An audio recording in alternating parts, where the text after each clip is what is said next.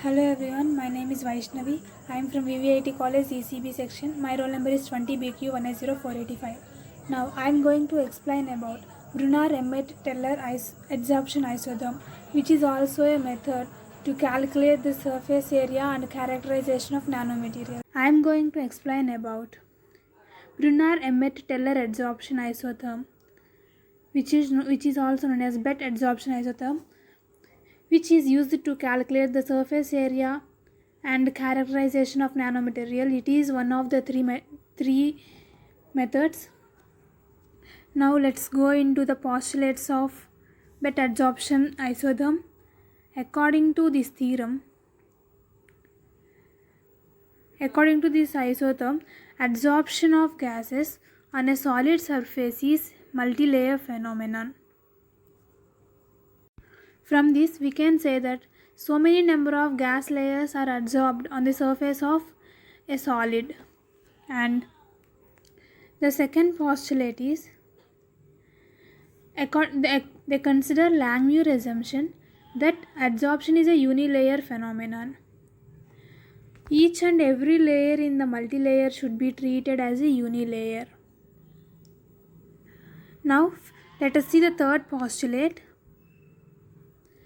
According to dynamic equilibrium existed between the successive layers, we can say that the rate of evaporation of the first layer is equals to the rate of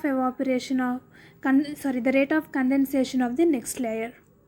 So here we have an expression that is the rate of evaporation of the first layer is equals to the rate of condensation of the next layer. Now let us see here. Let us take an example like adsorption of gases on a particular nanomaterial such as hydrogen gas on a nickel surface. Let us see in this first diagram. We can see that there are 4 layers. So we can say that this is a multi-layer, and when these two come here, in the next diagram we can see that there are 3 layers, so it can be said as triple layer or triple layer. So triple layer is also a multi-layer.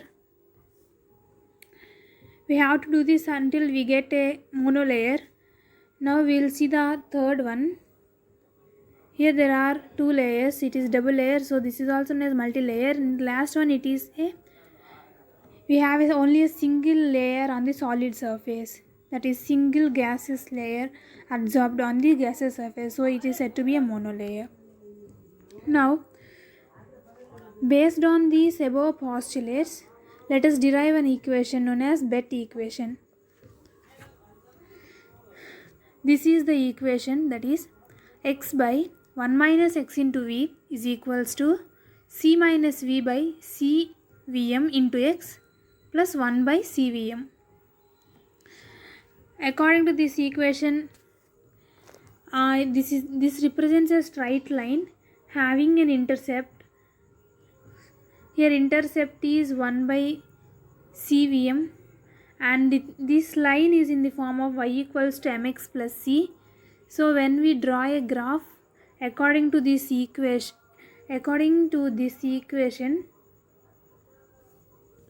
we will get this graph. This is the straight line having the intercept and having the slope and x-axis and y-axis.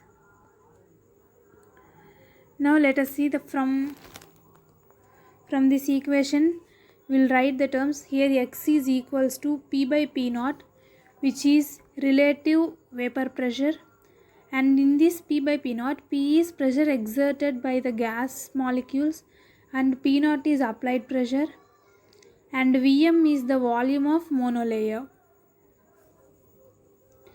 and V is equals to volume of the gas, C is the BET coefficient. We can see the difference between V and Vm.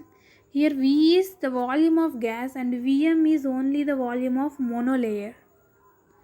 Now from the graph we can say that intercept is 1 by cvm and slope is c minus 1 by CVM.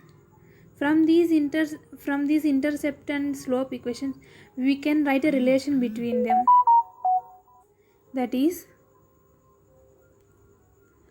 slope is equals to c by 1 into intercept. We just wrote here that c minus 1 into 1 by CVM. In the place of 1 by CVM, we just wrote intercept, and therefore finally we get c is equals to 1 plus slope by intercept. From this equation, we can also calculate the VM, that is volume of a monolayer, that is VM equals to 1 by c into intercept. Now, from the volume of monolayer, we may get surface area of adsorbent or nanomaterial. Now let us see what is the formula to calculate bed surface area. The formula is SBET is equals to N into VM into sigma m by Vm, where N is Avogadro number. We all know that the value of Avogadro number is 6.023 into 10 power 23. And here sigma m is molecular cross-sectional area of the adsorptive gas, and m is mass of the adsorptive gas, and v is molar gas volume of the adsorptive gas at STP.